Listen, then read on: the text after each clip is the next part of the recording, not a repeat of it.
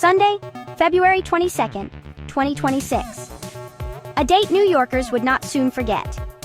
The city awoke to warnings and anxious anticipation as meteorologists tracked a massive winter storm barreling up the coast. New York City braced for Blizzard 26. Streets buzzed with last-minute shoppers, families stocking up on essentials, and city workers racing to prepare.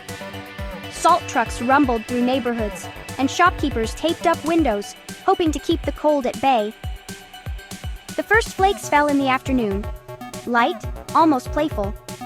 Children pressed their faces to frosty windows, watching as the city's familiar edges softened under a dusting of white. For a moment, it felt magical, as if the city was being gently tucked in for the night. But by nightfall, the storm unleashed its fury. Wind howled through the skyscrapers, turning gentle snow into a blinding whiteout. The temperature dropped sharply, and the city's energy shifted from excitement to anxiety as the blizzard intensified.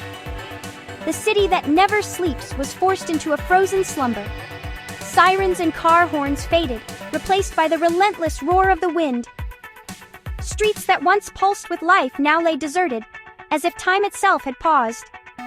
Snow piled up fast, burying cars and transforming streets into alien landscapes. Heavy, wet snow clung to every surface, weighing down the city. Trees bent under the weight, and awnings sagged dangerously low, threatening to collapse. The city's bright lights blurred behind a thick curtain of white. For those who looked outside, the scene was both beautiful and terrifying. The familiar skyline was barely visible, replaced by swirling snow and ghostly shadows. Nature's power humbled Manhattan's concrete giants. Drifts grew into hills, reshaping the city's grid. Landmarks disappeared beneath the snow, and even the tallest buildings seemed small against the storm's might. Streets emptied, silence reigned, and the only movement was the swirling snow. The city's usual soundtrack was replaced by an eerie quiet, broken only by the occasional gust rattling windows and doors. By morning, New Yorkers awoke to a city buried under a heavy white blanket. The blizzard had delivered a historic blow. Doors were blocked, cars vanished beneath drifts, and the city's heartbeat slowed to a crawl. Now, the real challenge began, digging out and moving forward. Neighbors joined forces, shoveling sidewalks and freeing trapped vehicles. The storm had tested the city's spirit, but as always, New Yorkers faced the aftermath together, determined to reclaim their streets from the white monster. Monday morning revealed a transformed New York. Overnight, the city had been completely reshaped by a relentless winter storm. What was once a bustling metropolis was now eerily quiet, blanketed in white. The usual sounds of honking taxis and hurried footsteps were replaced by a profound silence, broken only by the occasional gust of wind swirling snow through the empty streets. Every street, sidewalk, and rooftop was buried under a thick, pristine layer of snow. The city's familiar grid was softened, its sharp edges blurred by the storm's handiwork. Even the tallest skyscrapers seemed subdued, their outlines faded beneath the heavy snowfall. The snow muffled every sound, creating a surreal, dreamlike atmosphere that made the city feel both magical and isolated. Central Park became a vast, unbroken field of white. Trees stood motionless, their branches weighed down by thick layers of snow, while winding paths disappeared beneath the drifts. From above, the park looked like a frozen canvas, untouched and serene, offering a rare moment of stillness in the heart of the city. Landmarks were softened, almost unrecognizable beneath the snow. The city looked peaceful, but the beauty masked a paralyzed metropolis. Iconic buildings and monuments, usually teeming with life, stood silent and still, their features hidden beneath thick drifts. The snow transformed even the most familiar sights into something new and mysterious. More than 2 feet of heavy, wet snow had fallen, dense and nearly impossible to move. Cars vanished under mounds, subway entrances and bus stops disappeared. The city's transportation network was frozen. Streets that once pulsed with traffic were now impassable, and the usual rhythm of city life was brought to a sudden halt. Emergency vehicles struggled to navigate the icy roads, and public transit ground to a standstill. Residents stared out in awe and anxiety, trapped in their homes. Businesses worried. Parents wondered when schools would reopen. For many, the snowstorm was both a spectacle and a source of stress, as daily routines were upended. Small businesses faced uncertainty, and families huddled indoors, waiting for news and hoping for a quick return to normalcy. The blizzard had put life on pause for 8 million people. Iconic sights like the Met and Brooklyn Bridge were buried and silent. The city's sharp lines were erased, replaced by soft white curves.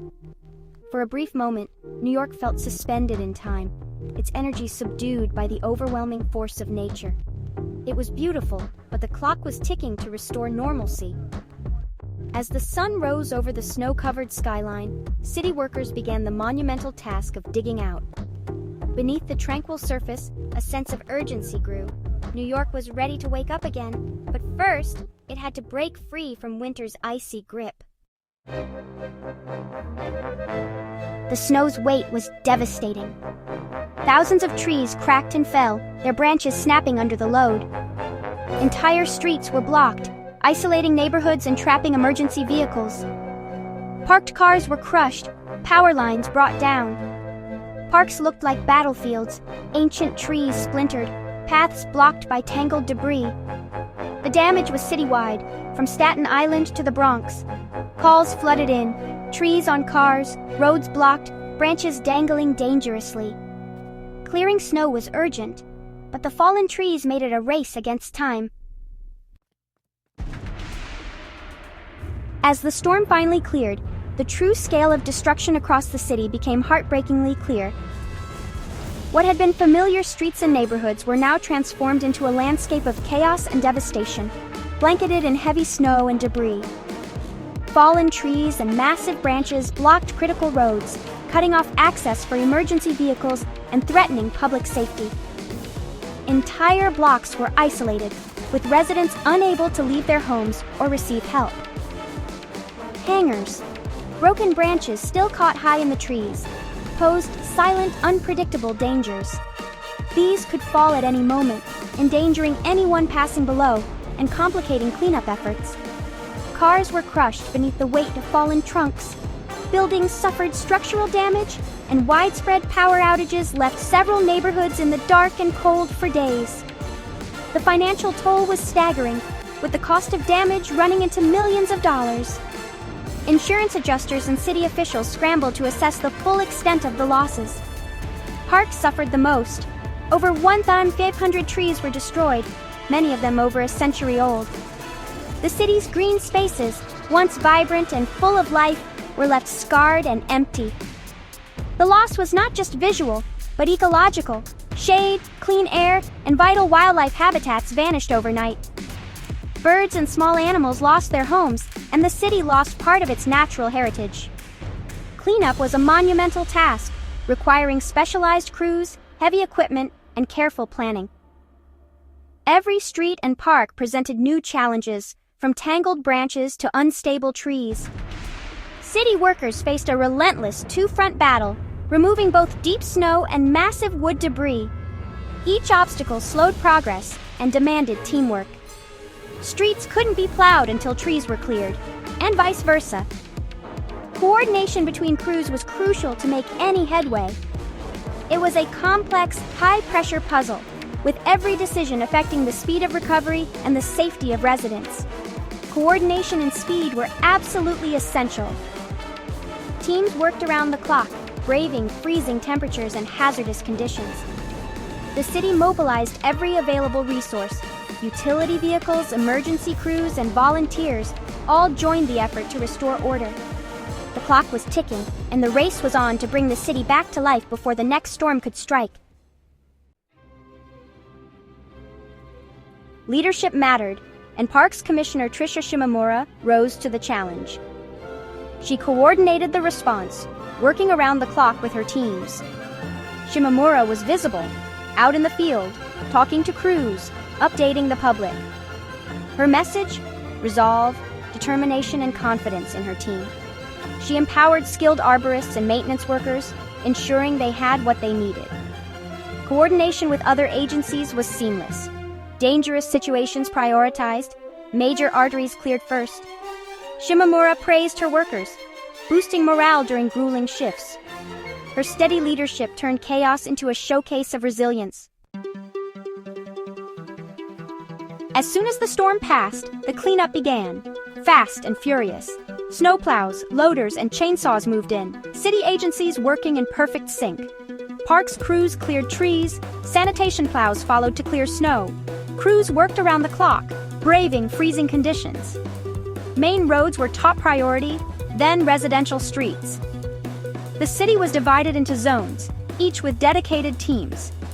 Within 24 hours, major roads were open. Within 48, buses ran again. The operation was military in scale. People and machines united by a single goal. Progress was visible almost immediately. The city's preparedness and workforce dedication shone through. New York was coming back to life. The cleanup was a masterclass in teamwork. Every city agency played its part. Sanitation, parks, police, transportation, and more. Crews depended on each other. Parks cleared trees, sanitation plowed snow, police kept streets safe. Constant communication and coordination were key. Utility companies and private contractors joined in, forming a true public-private partnership. The result, a faster, more efficient recovery than anyone expected. Blizzard 26 became a model for crisis cooperation. Beyond the official response, New Yorkers themselves stepped up. Neighbors shoveled sidewalks, dug out cars, and checked on the vulnerable. Acts of kindness spread across the city. Shovel brigades, food deliveries, and shared resources. Social media connected those in need with those who could help. Residents cleared paths for each other, speeding up the return to normal. The blizzard forged new connections and community pride. The city's true strength was in its people's resilience and generosity. Days after the blizzard, New York was alive again. Cabs rolled, subways rumbled, and children played in the snow. The scars remained, mountains of snow, empty spaces where trees once stood. But the city was already planning to replant and rebuild. The recovery was about more than cleanup. It was about renewal. Blizzard 26 became a story of resilience, teamwork, and hope. New York faced the storm and refused to stay down. The city shoveled its way out and carried on.